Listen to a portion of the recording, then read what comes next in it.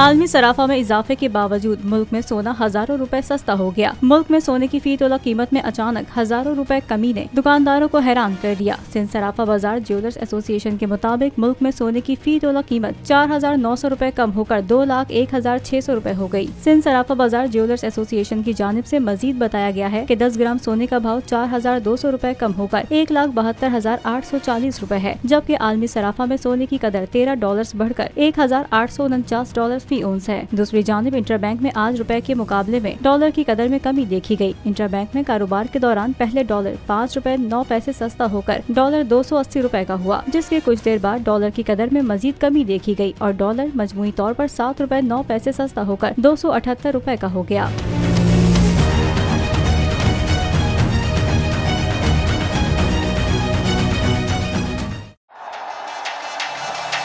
जिंदगी एक मैदान है और PSL 8 में हर टीम को छूना आसमान है। 6 टीमों के बीच धुआंधार लड़ाई।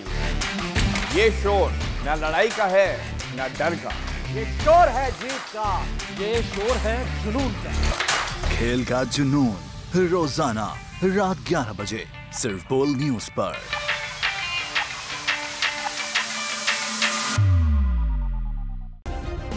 सब्सक्राइब करें और बेल दबाएं ताकि कोई खबर रह न जाए।